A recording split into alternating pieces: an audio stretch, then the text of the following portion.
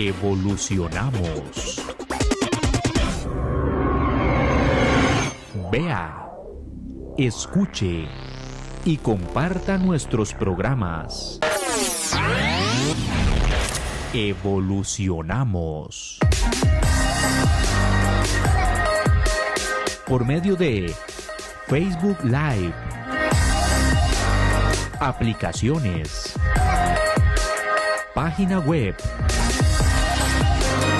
YouTube y nuestra tradicional frecuencia 930 amplitud modulada. Evolucionamos. Somos Radio Costa Rica, mucho más que una radio.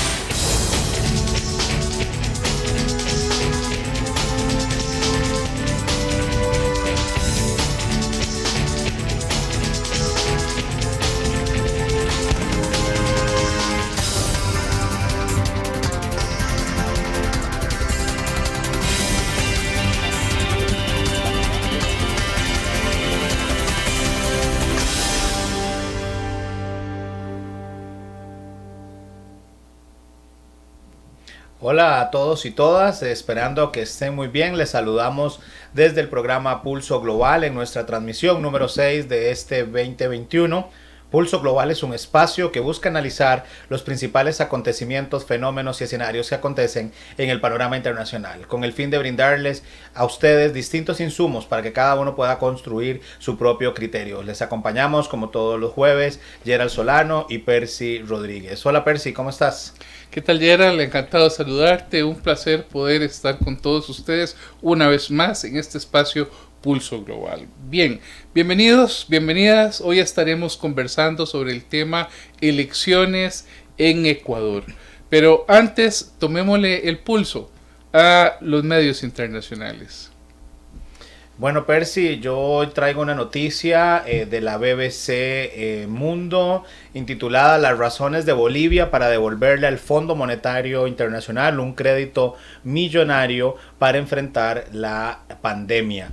Bolivia no quiere el dinero del Fondo Monetario Internacional, al menos no el facilitado por el fondo durante el gobierno interino de Yanani Áñez. El Banco Central de Bolivia anunció el miércoles la devolución de un crédito millonario acordado después de la intempestiva salida de la presidencia de Evo Morales y su reemplazo por Áñez. El primer préstamo concedido al país en muchos años. La institución anunció que emprenderá las acciones administrativas, civiles y penales que correspondan en contra de los servidores y ex servidores públicos que resultasen con indicios de responsabilidad por su participación en el proceso de negociación, suscripción y operación del mencionado financiamiento con el Fondo Monetario Internacional. Aproximadamente el monto de este préstamo es de $327.2 millones, otorgados para enfrentar la pandemia del COVID-19 y gestionados regularmente por el gobierno de facto en abril de 2020, señala la BBC. Definitivamente interesante esta noticia, Percy, medio de mientras muchos países están solicitándole más bien recursos al Fondo Monetario Internacional, Bolivia empieza una gestión por medio de su Banco Central para hacer devolución de este dinero y procesos judiciales, así que un tema que habrá que analizar, cuánta connotación hay de tema ideológico, cuánta, ¿verdad?, de una realidad estructural y política compleja en Bolivia luego de aquel aparente golpe de estado que algunos denominaron se le da al presidente Evo Morales. Pero pareciera que es parte del péndulo, ¿verdad?, de la vuelta de las izquierdas en algunos países, ¿verdad?, y cómo su tradicional discurso anti-Fondo Monetario Internacional, pues comienza a ser observado a través de las acciones que han venido desarrollando. Bien, el país de España nos da una noticia importante a la que hemos venido tomándole el pulso. Decenas de miles de manifestantes retoman las protestas en Myanmar contra la junta militar. Bueno, ustedes recordarán que hace unos programas estuvimos aquí hablando de aquel famoso país que antes se llamaba Birmania, que ahora conocemos como Myanmar, y cómo la junta militar ha venido denegando, desconociendo las elecciones democráticas durante varios años, ¿verdad? Tanto así que una de las principales lideresas de la oposición, Aung San Suu Kyi, ha venido estando encarcelada cada vez que la junta se le antoja. Ha pasado 15 años en total en prisión, la sueltan 2 años, la mantienen en la casa en domicilio en arresto domiciliario sin posibilidad de que se comunique con la oposición. Es decir, lo que está pasando en Myanmar una vez más pone sobre el tapete la llegada de los militares de gobiernos dictatoriales, autocráticos en países donde existe un gran interés por volver a la democracia. Y bueno, es el no reconocimiento de las elecciones. Los dos temas de los que hemos hablado en esas noticias, don Gerald, pareciera que tienen que ver con nuestro tema de fondo. Bueno, gracias por seguir con nosotros en Pulso Global. Estamos transmitiendo en vivo a través de Facebook Live y por Radio Costa Rica, hoy tomándole el pulso a las elecciones en Ecuador, y ese será nuestro tema de fondo. Les invitamos a dejar sus comentarios, sus preguntas a través de nuestras redes sociales, y estaremos obviamente abordándolas a lo largo de este programa. Bueno, Percy, un tema bastante interesante. Creo que empieza con esta elección, se puede decir, el ciclo de procesos electorales en América Latina. Se ha puesto los ojos sobre Ecuador, particularmente por un resultado que de alguna forma resulta... bueno, algunos los han señalado como inédito, algunos lo han calificado como sorpresivo, ¿verdad? La posibilidad de ver en una segunda ronda electoral a 2 candidatos de tendencia de izquierda. Igual pareciera, según los últimos resultados, que podría ser Guillermo Lasso más bien el que pase, y creo que vamos a hablar un poco ya de sus perfiles antes de ahondarlo, pero sí quisiera, digamos, resaltar la importancia de este inicio de procesos electorales en América Latina. Conversábamos antes del programa que precisamente hay una balanza entre los movimientos de izquierda y derechas en América Latina, y que estos procesos electorales nos empiezan a vislumbrar un poco hacia dónde se estarán inclinando de un lado al otro. ¿Cómo viste este proceso electoral, Percy, que sucedió hace casos 10 días? Bueno, es un proceso electoral básicamente entre viejos grupos que han buscado el poder. Por una parte encontramos al correísmo, por otra parte encontramos a las derechas, y bueno, quizás la sorpresa ha sido Yaco Pérez, ¿verdad? Que es una izquierda diferente, distinta, que ha apelado a los indígenas, a los jóvenes, que le ha restado votos al correísmo, y que me parece que es un elemento distinto en lo que está sucediendo en las elecciones de Ecuador. Después de ahí no, ¿verdad? Después de ahí el candidato que gana la primera vuelta ya había sido ministro, los demás candidatos, muchos de ellos habían sido secretarios y ministros en diversas administraciones, por lo tanto parece que los candidatos incluso se habían presentado a elecciones anteriores. El caso de Lasso, bueno, él ya se las había visto contra Correa, se las había visto contra el presidente actual, Lenín Moreno. Moreno, ¿verdad? Y pareciera que entonces es como volver a repetir algunas cosas. Sí, me parece que la diferencia fundamental en estas elecciones, Gerald, es que los candidatos desde el principio venían haciendo, al estilo Trump, si me permitís la opinión, venían hablando de la posibilidad de que se generara un fraude electoral. Habían pasado algunas situaciones. El Consejo Nacional Electoral había despedido cerca de 500 personas, había habido algunos arreglos en el modelo democrático ecuatoriano, pero al final lo que se decía o el ambiente que los mismos candidatos crearon era un ambiente de posible fraude electoral. Entonces estamos viendo como un discurso que muchas veces planteamos que solo se estaba dando allá en Estados Unidos, en otros países parece que vuelve esa discusión. Y cuando usted convoca un fantasma, tenga cuidado, puede ser que el fantasma le llegue. Así es, y bueno, Percy, es importante ahí señalar que estos 3 nombres que hemos mencionado para los amigos que nos escuchan en la radio son los 3 candidatos que en este momento, digamos, se encuentran con la mayoría de digamos, de la intención del voto popular, pero fue una campaña que contó con 16 candidatos, ¿verdad? De estos 16 candidatos, como bien ha señalado Percy, pasa a la segunda ronda. Definitivamente el candidato Arauz, que es un candidato, vamos a ver, ligado al correísmo, ¿verdad? Y eso es un tema importante de tomar en consideración. El correísmo es el movimiento del presidente Rafael Correa, que ha sido cuestionado y que se encuentra incluso fuera del Ecuador, ¿verdad? Porque fue cuestionado por casos de corrupción, y que pareciera que de alguna forma el debate en el pueblo ecuatoriano está en el marco de si volvemos al correísmo, ¿verdad? A ese modelo del socialismo del siglo XXI, cercano al socialismo del siglo XXI, o si por el contrario volvemos a la derecha, ¿verdad? Pasamos a una derecha con Guillermo Lasso, que está agrupando a esa ala derechista y conservadora, pero la sorpresa, como bien señalabas, es Yacu Pérez, que es un representante indígena, ¿verdad? Que llega en un partido, ¿verdad? El Pachacutic, que no parecía, por lo menos a nivel de las intenciones de voto, Percy, que fuera a avanzar, y por eso es que hablábamos de que ha sido sorpresivo. Todas las encuestas señalaban que Yacu Pérez no pasaría a una eventual segunda ronda. No obstante, prácticamente con los resultados del domingo queda cercano a Arauz, quien obviamente se garantizó digamos, su presencia en la segunda ronda con alrededor de un 33% de la intención de voto, y entre Yacu Pérez y Guillermo Lasso, ¿verdad? Disputándose esa segunda plaza para la segunda ronda. Es importante tal vez señalarles a quienes nos escuchan que en el sistema ecuatoriano la Constitución establece que para ser presidente del país hay que alcanzar el 40% de los votos, pero con una diferencia del 10%.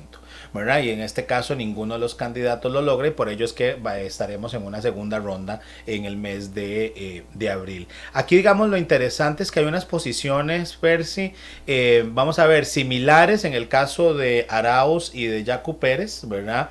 En cuanto a temas del manejo económico, ¿verdad? Los dos son una tendencia de izquierda.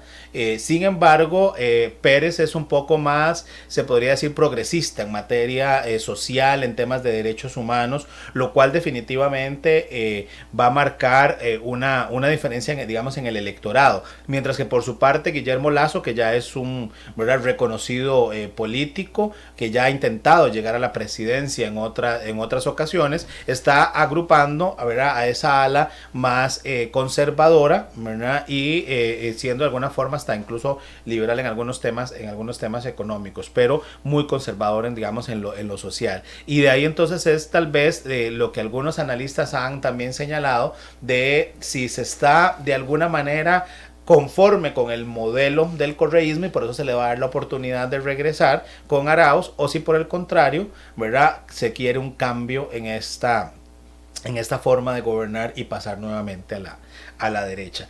No sé, digamos, ahí cómo lo ves, pero el tema del socialismo del siglo XXI ha dado mucho de qué hablar en América Latina, y por lo menos desde afuera nosotros hemos visto cómo el modelo, vamos a ver, ha tenido sus cuestionamientos.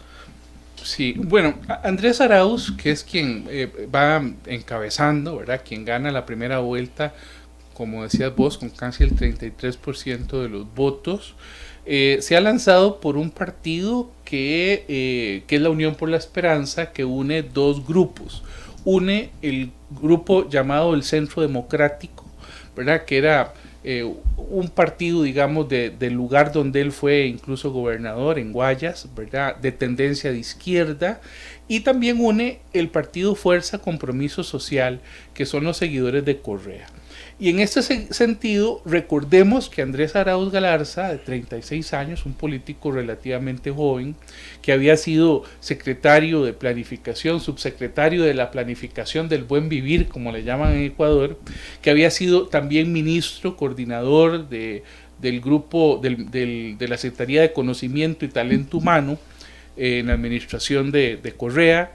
Por cierto, se le recuerda por haber hecho el pase de un sistema privado a un sistema software libre, ¿verdad? Es decir, de alguna manera genera independencia en el sistema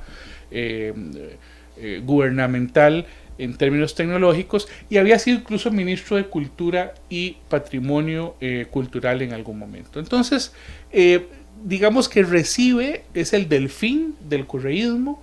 Se pensaba que Correa iba a ser su vicepresidente, no sé si te acordás que vino la condena por el famoso aquel asunto de los cohechos, en donde hay una condena en firme contra Rafael Correa y otro por el caso de sobornos entre el 2012 y el 2016, y esto hace que Correa no pueda presentarse como vicepresidente de su delfín, de Arauz, ¿verdad?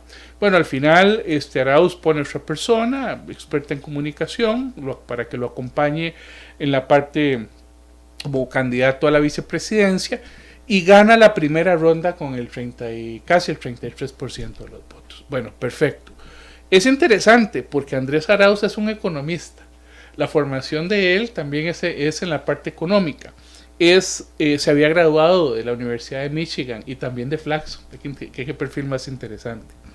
Ahora, podría enfrentarse en este momento las encuestas .36 es la diferencia entre Lasso y Yacu Pérez, pero Lasso pareciera ser la tendencia contraria, totalmente, ¿verdad? No tiene nada, no se parece en nada a la de Andrés Arauz, más bien un partido,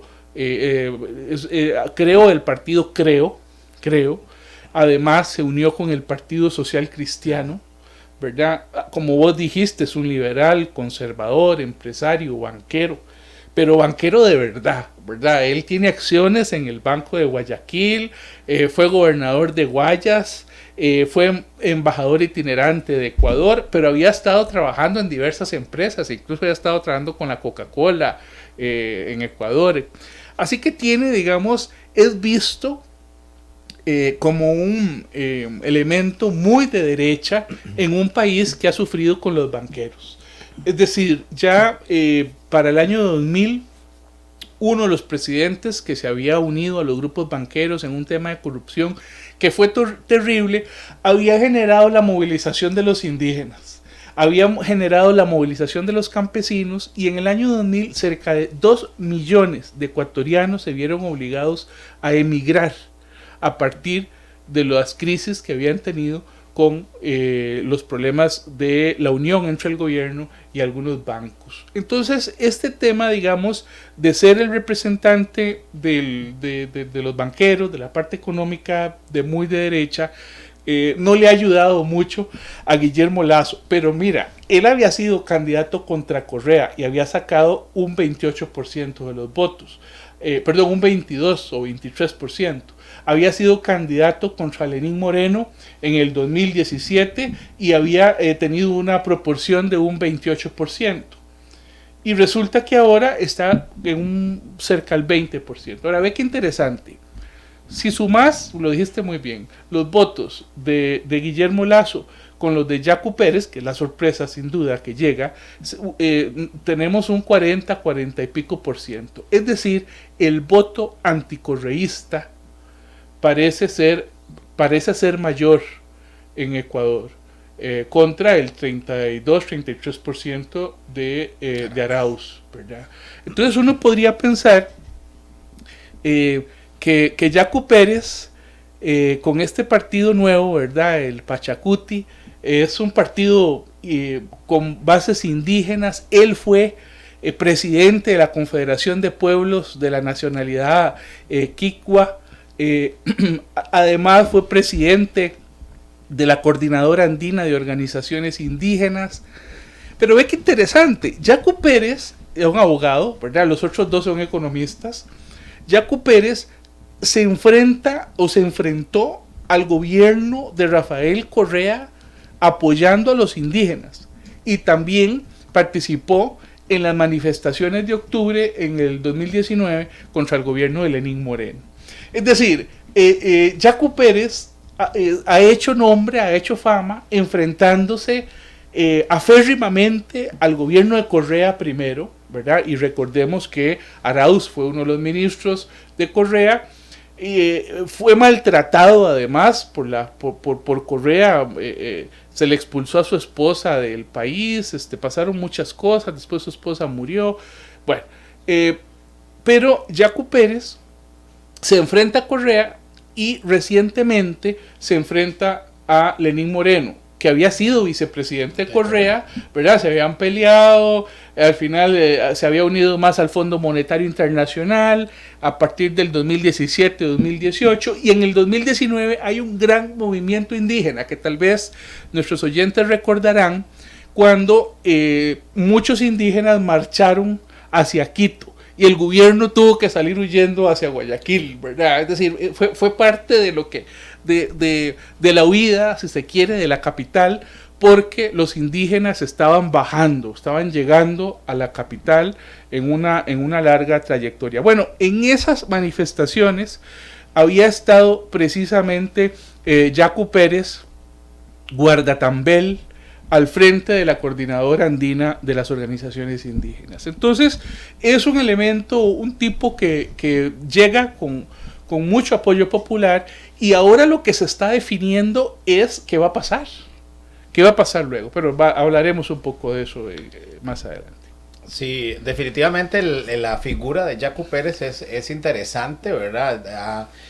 Recuerdo también una fuerte lucha por el tema de agua, ¿verdad? Que estuvo liderando en su momento, ha sido, digamos, muy, vamos a ver, abiertamente ha manifestado su apoyo para ciertos temas que han tendido a polarizar la política en América Latina, como incluso el avance en derechos a la población LGTB, etcétera. O sea, es decir, hay una dinámica que se repite, ¿verdad? En las elecciones ecuatorianas, y que de alguna manera podríamos hasta decir que se asemejan a lo que vivimos nosotros, ¿verdad? En el 2018, y que nos llevó a una segunda ronda. Temas que empiezan a polarizar a la población, al final con fines electorales. Como bien señalabas, aquí hay un reto importante que por lo menos, Percy, a finales de la semana pasada, parecía que se iba a tener mayor claridad al proponer el acuerdo que lo propone, de hecho, Yacu Pérez en su cuenta de Twitter a Lazo, y le dice que se reúnan para acordar el recuento de los votos, ¿verdad?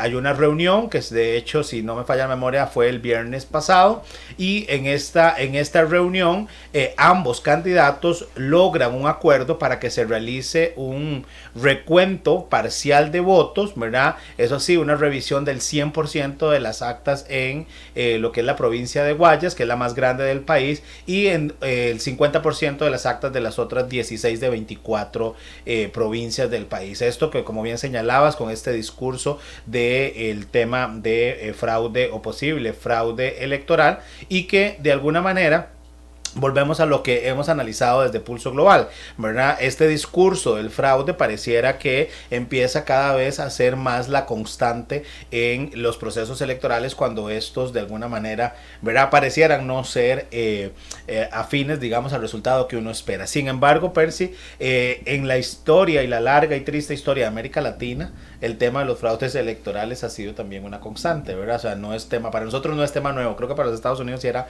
un tema un poco más nuevo en su retórica, pero para nosotros ha sido parte de la dinámica, digamos, electoral en la región.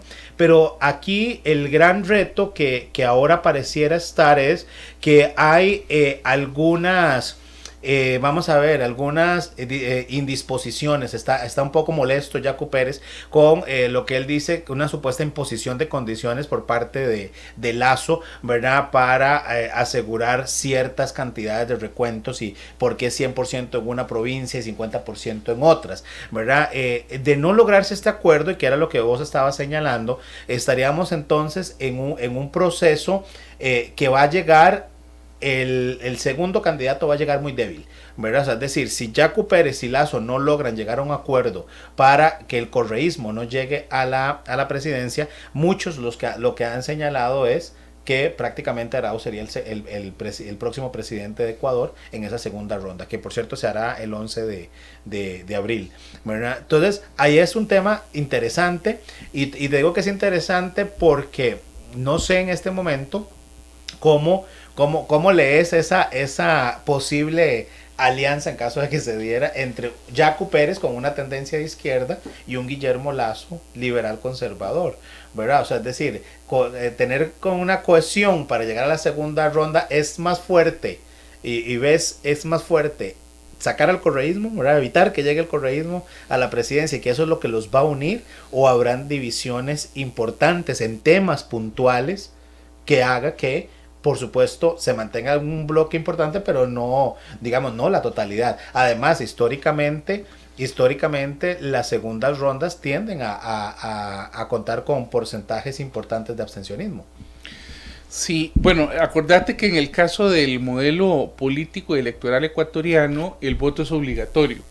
El voto es obligatorio, y si no, la persona es multada, ¿verdad? Hay una multa fuerte, que me parece que pueden ser unos $60, pero para un salario ecuatoriano es bastante alto, ¿verdad? Entonces, yo lo que creo es que el gran logro que ha tenido el correísmo a través de Arauz es poner a pelear a Lasso y a Yacu Pérez.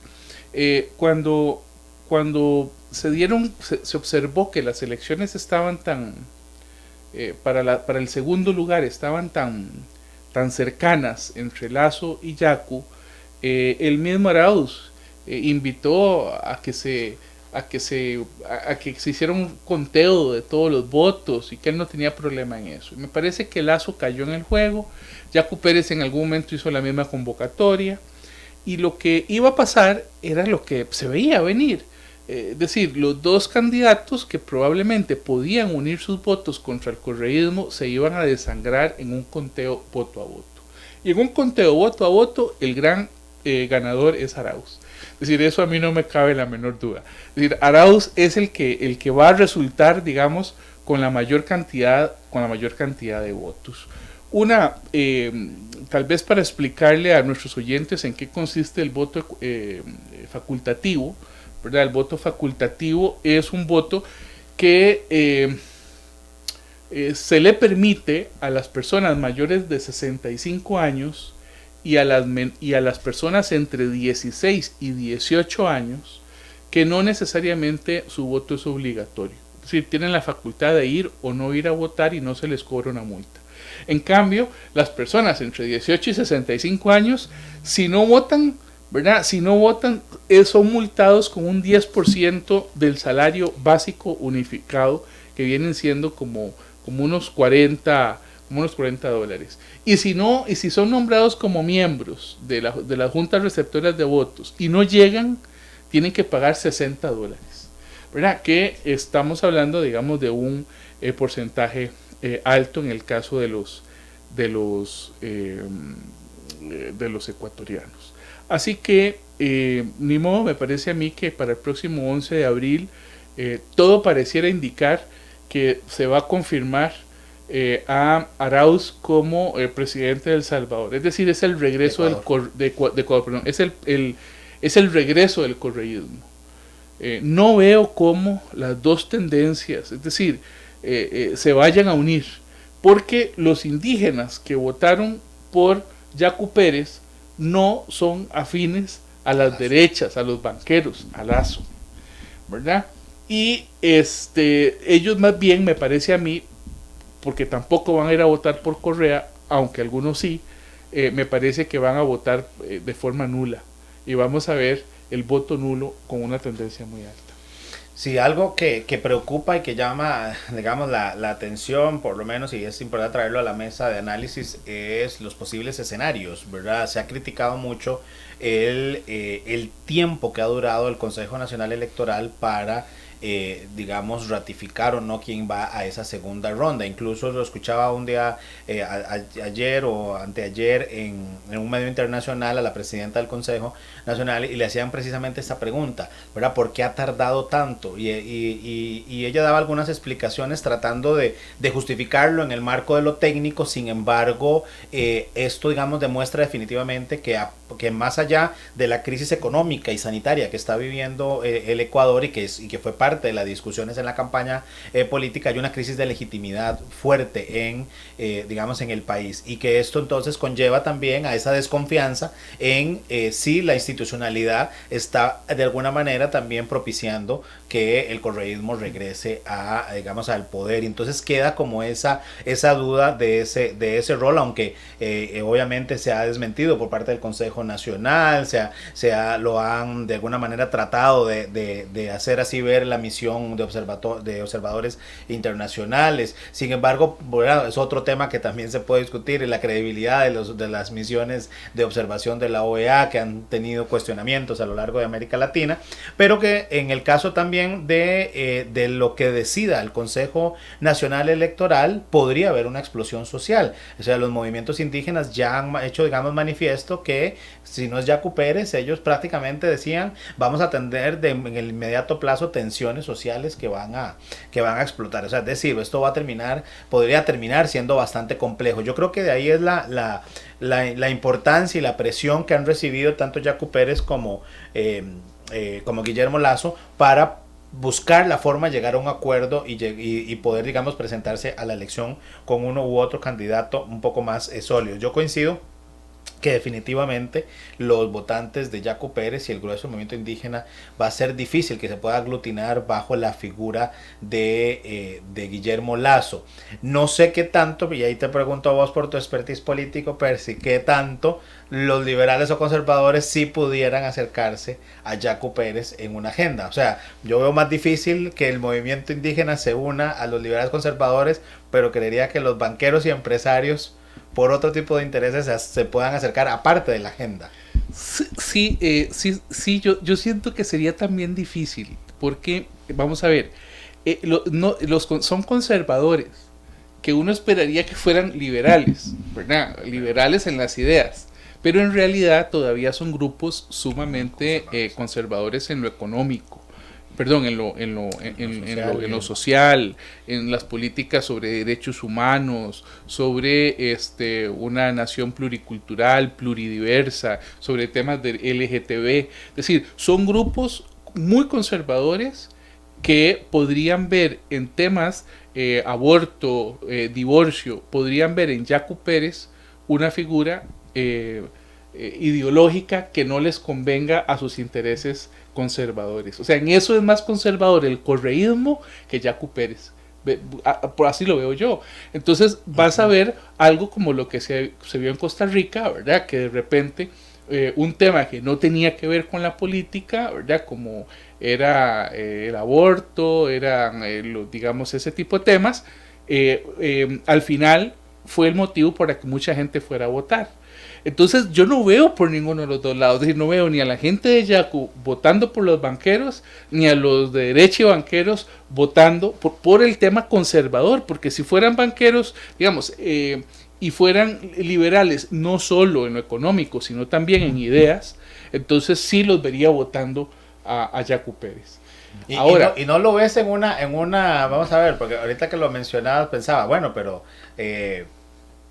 Pisa termina uniéndose en Costa Rica con Carlos Alvarado a pesar de la agenda pro matrimonio, etcétera, viendo de un partido, digamos, social cristiano, y jaló parte de su equipo en una colisión. O sea, le fue como más fácil. No sé qué tanto hubiese unido el PAC con Pisa si hubiese sido Pisa el candidato.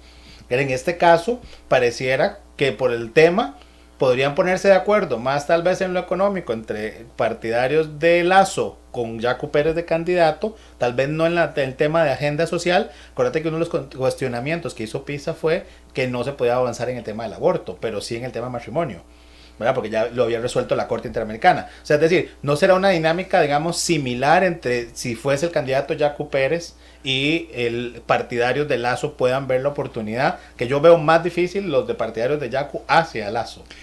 Mira, hace unas horas Yacu Pérez hoy dijo que no iba a apoyar a Lazo. Es decir, ya es un hecho que no, ¿verdad? Entonces, desde ahí me parece a mí que el correísmo sale ganando. Me parece que el grupo de derecha, que en este momento es quien está arriba por punto 36, va a tener más difícil la llegada al poder. Sin embargo, yo siempre digo que en política no hay muertos. ¿Verdad? No hay cadáveres políticos. A veces dice, sí, ya se murió. Bueno, cuidado, ¿verdad? Que ese fantasma está de vuelta. Hay formas de regresar. Exactamente. Entonces, habría que ver al final qué puede pasar. Lo que sí es cierto es que la sociedad ecuatoriana, al votar por Lazo y votar por Yacu, estaban votando por el anticorreísmo. Es decir, están cansados de cuántos gobiernos. Fueron 10 años de Correa, después estos 5 años de su vicepresidente, Lenín Moreno, ¿verdad? Que se separaron y que el otro se alió al FMI, bueno, sí, pero han sido parte de lo mismo. Con algo que vos planteaste muy bien, hablaste de la explosión social, que eso es lo que a mí me preocupa. Es decir, si el movimiento indígena en Ecuador, que es muy fuerte, decide no apoyar a uno ni a otro, ¿a quién va a reconocer como presidente? Que ese es el proceso, ese es el problema cuando usted evoca a los fantasmas del fraude electoral. Es decir, que al final la gente está tan desmotivada, ¿verdad?, que va a tender a a la manifestación en la calle. Y me parece que hoy fue convocado el movimiento indígena en Ecuador. Ellos estarían saliendo desde Loja.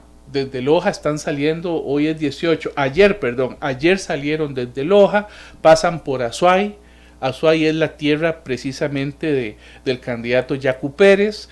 Van en apoyo a Yacu Pérez, pasan por Cañar, por Chimborazo, pasan por Cotopaxi y suben hasta Quito y llegan hasta Quito. Es decir, hay un camino muy importante que los indígenas una vez más van a tomar la capital, que ya la última vez hicieron hace 2 años que el gobierno saliera huyendo para Guayaquil. Así que este asunto del calentamiento social, como vos también el lo hablaste, calentamiento global, eso es una preocupación. Pero... También. Bueno, es interesante, ¿verdad? Porque permitime hacer la analogía con el calentamiento global.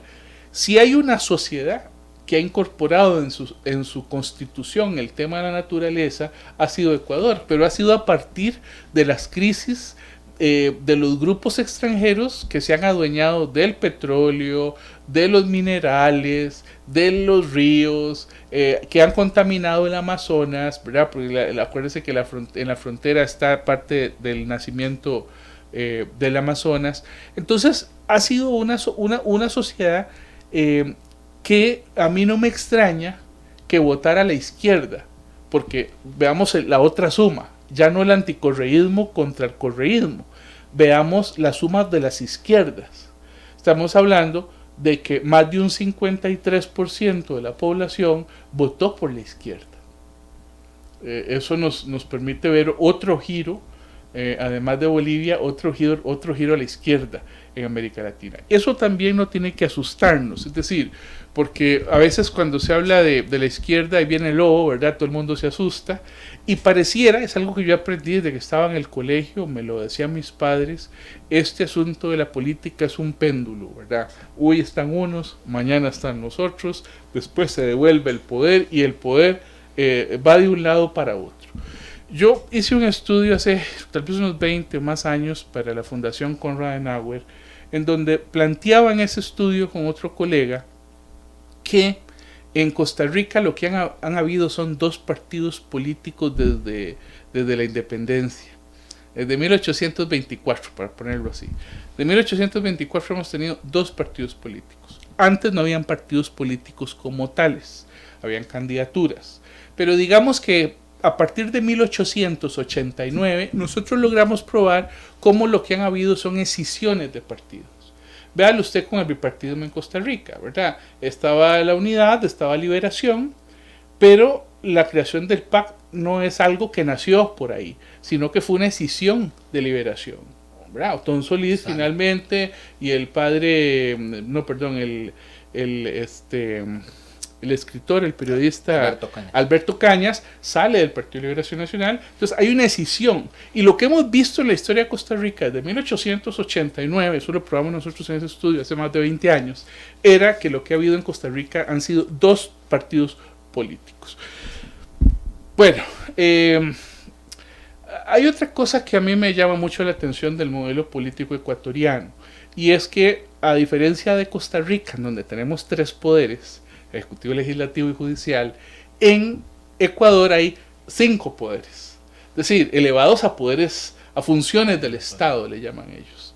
Además de los que ya mencioné que tenemos en Costa Rica, tenemos también la función electoral y otro poder que se llama de transparencia y control social, que básicamente está compuesto por el Consejo de Participación Ciudadana, por la Defensoría, la Contraloría y las Superintendencias. Pero quería referirme al de función electoral, porque el de función electoral, y explica un poco lo que vos estabas planteando, se divide a su vez el poder electoral en 2 órganos que no hay en Costa Rica. Bueno, uno sí, el otro no. Tenemos un órgano que es el Consejo Nacional Electoral, ¿verdad?, que vendría a ser nuestro Tribunal Supremo de Elecciones, integrado por 5 consejeros, llaman ellos, 5 magistrados, diríamos nosotros, pero además en alzada hay un Tribunal Contencioso Electoral que está formado por 5 jueces. Entonces ese tribunal de alzada es el que tendría que conocer cualquier error que este Consejo Nacional Electoral cometa. Por eso es que el Consejo ha sido muy lento en tomar sus decisiones. Primero, porque para el recuento se necesitaba que los candidatos estuvieran de acuerdo. Al principio, los 2 primarios estaban de acuerdo, Yacu y Lazo. Después, Yacu puso condiciones sobre cómo hacer el conteo y Lazo dijo que no iba, que así no, ¿verdad? Entonces, cuando se plantean las solicitudes de recuento ante el Consejo Nacional Electoral, el Consejo Nacional Electoral tiene que evaluar, que interpretar un reglamento que hacía mucho tiempo no se usaba, ¿verdad?, para ver si la forma en que tienen que hacer el conteo es el correcto o no. Entonces, esa es un poco la razón técnica que ellos han planteado. Como vos decís, el atraso en las elecciones, lo acabamos de ver en Estados Unidos, efectivamente América Latina ha sido el pan nuestro, es algo que ha calentado, y me preocupa que en el caso ecuatoriano, pues no hace mucho que lo que tenían eran las juntas de militares, ¿verdad? Es decir, el militarismo todavía tiene raíces profundas en Ecuador. Mira, Percy, definitivamente yo creo que si hay una frase que yo he utilizado desde que se la escuché a Biden hasta el día de hoy, la sigo utilizando, es que la democracia es frágil, ¿verdad? Y cuando él iniciaba su discurso haciendo mención a esta frase de que la democracia es frágil, creo que es un llamado que nos hace a todos los que creemos en la democracia a velar por ello, porque mientras estabas explicando la parte, digamos, técnica, burocrática, ¿verdad?, procedimental, de jurídico, es decir, es lo que hay, pero suena a burocracia, suena a lentitud, suena a crisis de legitimidad, ¿verdad? O sea, es decir, entre más tiempo se está tomando para dar un resultado, para dar una decisión, mayor incertidumbre genera en la población, mayor cuestionamiento se puede generar en el electorado, y esto se termina lamentablemente traduciendo en crisis de legitimidad de la institucionalidad. Empezamos a perder esa credibilidad en que la institucionalidad funciona, ¿verdad?, o que tiene mecanismos idóneos, y yo creo que eso es algo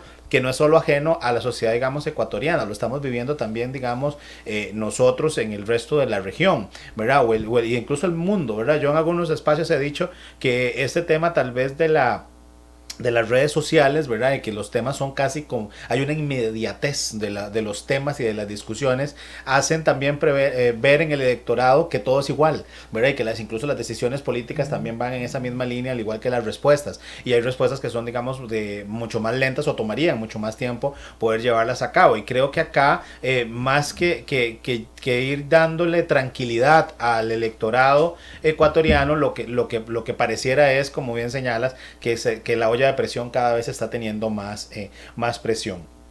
Pero ahora mencionabas el tema del péndulo, Percy, que me gustaría tal vez ahí como hacer mención, pero pensando este péndulo en términos del giro a la izquierda. ¿Cómo visualizar, ¿verdad?, un Ecuador más conservador en caso de que llegara Lasso, ¿verdad?, más de derecha? ¿Qué balances se podrían hacer en América del Sur? O bien, si llegara nuevamente el correísmo a el poder, ¿qué estaríamos viendo en esa dinámica de izquierdas con una Argentina encabezada por los Fernández, ¿verdad?, por una Venezuela con un Maduro que pareciera seguir afianzado en el poder, ¿verdad?, un Daniel Ortega en Nicaragua, ¿verdad? Es decir, ¿qué podríamos ver en esa dinámica, en ese péndulo? Bueno, yo pienso que lo que podríamos estar observando es un regreso de las izquierdas en América Latina, si llegara Yacu Pérez o si llegara incluso el correísmo, Arauz. Pienso además que podría estarse hablando de algún tipo de, digamos, de manipulación judicial para que Rafael Correa vuelva al Ecuador. Recordemos que Rafael Correa tiene una condena por cohecho. Estamos hablando de una jueza que había mandado a imputar a cerca de 20 y pico de personas que habían estado en temas de cohecho, de sobornos, de corrupción entre el 2012 y el 2016, entre ellos al expresidente Correa. Entonces, ese tema, que es una sentencia en firme, Arauz va a tener que ver qué hace si gana para que vuelva Correa. Y eso va a enfrentar al Poder Ejecutivo con el Poder Judicial, y habría que ver cómo se manifiesta la Asamblea Nacional, ¿verdad? Cómo en un componente donde los grupos indígenas, los campesinos y también la derecha tienen un buen porcentaje de votos. Eso, digamos, de ganar Arauz. Ahora, vamos a ver en el plano internacional probablemente la vuelta a una serie de organismos como la CELAC, ¿verdad?, que habían sido producto de aquella imagen que había creado Hugo Chávez. Probablemente podamos ver en el caso de Ecuador la diplomacia del petróleo. Recordemos que es un importante productor de petróleo, ¿verdad?, y que eso es lo que le ha mantenido a esa economía salir a flote en muchas ocasiones. Entonces habría que ver esa vuelta a ciertos organismos internacionales muy cercanos al socialismo del siglo XXI, cómo se plantean. Ahora, ¿qué pasa si gana Lasso, ¿verdad?, que son los conservadores? Bueno, si gana Lasso, me parece a mí que de nuevo van a haber negociaciones con el Fondo Monetario Internacional. Se va a continuar la línea económica que trae el gobierno actual de Lenín Moreno, a pesar de que Moreno viene del correísmo, y además vamos a estar ante una política de privatizaciones. Porque si algo, digamos, mostró el gobierno de Correa y gobiernos incluso anteriores que venían cercanos a la izquierda, que habían negociado con los grupos indígenas, con los grupos campesinos, era una tendencia a la nacionalización de empresas. Diría yo que de los años 70, en que las petroleras, ¿verdad?, que se expulsó a Texaco y a otras petroleras importantes, transnacionales, ¿verdad?, y se nacionalizó el petróleo.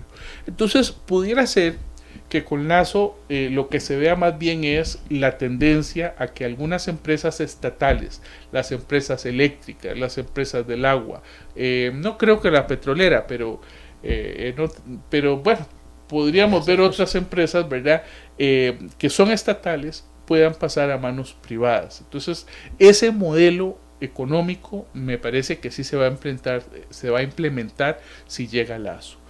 Y además una política muy conservadora en todo lo que tiene que ver derechos humanos y los otros temas que mencionamos. ¿Qué pasa si llega Yacu Pérez? A mí ahí sí me da la impresión de que vamos a tener a una izquierda sumamente progresista, pero no me preocupa por los temas de derechos humanos o los temas LGTB, ni por otros temas que tengan que ver con temas, digamos, religiosos o verdad, el divorcio, estas cosas. Eso no me preocupa. Lo que me preocuparía es un regreso a una izquierda tan radical, ¿verdad? Tan radical, que cree los fundamentos para un autoritarismo de izquierda en ese país, que es algo que Correa no quiso implementar. No sí, le dio tiempo. Puede ser. Yo tengo la impresión, y mira que esto nunca lo he dicho y puede sonar extraño, pero tengo la impresión de que Correa era una persona muy bien formada académicamente, es decir, vos ves, había escrito una cantidad de libros, de ponencias científicas, es decir, era un tipo que sabía muy bien para dónde iba la sociedad ecuatoriana, qué era lo que había que hacer con el Estado. Me parece que se vio inmiscuido en el tema con Hugo Chávez y con y los demás, ¿verdad? Pero del socialismo del siglo XXI, pero cuando usted escuchaba a Correa hablando, usted decía, estás hablando con un estadista, con alguien que sabe para dónde va, ¿verdad? Pero con Yacu Pérez me parece a mí que el tema es más un tema emocional, un tema de emociones, de volver a ciertas raíces indígenas, que está bien, que el correísmo en su momento lo retomó, como lo tomó Evo también, pero que podría convertirse en, por esta forma de hacer las cosas, de que si no estamos de acuerdo con las elecciones, vamos a levantar al movimiento indígena, porque Yacu Pérez se ha enfrentado a Correa, se ha enfrentado a Lenín Moreno, es decir, su forma de actuar ha sido esa, ha sido el enfrentamiento, calentar a la sociedad, motivar a la presión ciudadana, a enfrentarse al gobierno, al sistema. A mí me preocuparía que, siendo presidente, él de alguna manera vuelva estos temas en algo del autoritarismo y volvamos a un gobierno autoritario desde las izquierdas, que los hay, ¿verdad? Que todavía los hay en Europa. El caso Bielorrusia, el que hemos hablado en este programa, ¿verdad? Que es una dictadura terrible de izquierda, sostenida por los tanques de Putin, ¿verdad? Y por otra parte también me preocuparía que los militares en Ecuador se levanten contra Yacu Pérez. Entonces, eso es, digamos, la percepción que yo tengo en esos tres escenarios de llegar cualquiera de los tres que podrían llegar, ¿verdad? Porque la diferencia, o sea, Arauz va a estar de fijo en la segunda ronda, pero la diferencia entre Lasso y Yacu es de apenas de un 0.36%, ¿verdad? Esta semana al principio se iba por 1 punto y resto, ahora está como en 0.36, muy poco. Sí que es, bueno, definitivamente los invitamos a tomarle el pulso a este y todos los temas internacionales junto con nosotros a través de nuestro programa Pulso Global, ya sea mediante nuestro Facebook Live o a través de Radio Costa Rica y las distintas plataformas digitales que hemos puesto a su disposición. Les recordamos que el 11 de abril será el día de esta segunda ronda de las elecciones en el Ecuador, que por supuesto desde Pulso Global estaremos tomándole el pulso y conversando con ustedes al respecto. Creo que Percy, definitivamente hay mucho que analizar en América Latina. Creo que tendremos bastante trabajo este año en Pulso Global y el próximo, porque como te decía, con Ecuador prácticamente estamos arrancando los procesos electorales en América Latina, elecciones parlamentarias en El Salvador en estos días, que tendremos también espacios para ir analizando. La verdad es que hay muchos temas que quisiéramos abordar desde el programa, pero que por supuesto vamos tratando de seleccionar los que consideramos relevantes para dedicarles el espacio del programa de 1 hora, pero que le pedimos a ustedes que nos dejen los comentarios en nuestras redes sociales de qué temas les gustaría también que estemos analizando junto con ustedes. Así que hemos llegado al final de nuestro programa Pulso Global, esperemos que lo hayan disfrutado. Les recordamos estar atentos a nuestras redes sociales y también a dejar sus comentarios y consultas en nuestro Facebook y compartir nuestras publicaciones. Agradecemos a nuestra productora ejecutiva Gabriela Navarro, a Marcela Alán en la difusión de las redes sociales, a Andy Torres en controles y a todo el equipo técnico por su soporte. Agradecemos además a los patrocinadores, a Red Consulting, a Editorial Iscandé y a Gráfica Creativa por su apoyo para que este espacio sea una realidad. Saludos a todos y todas, muy buenas noches. Buenas noches, nos vemos el próximo jueves.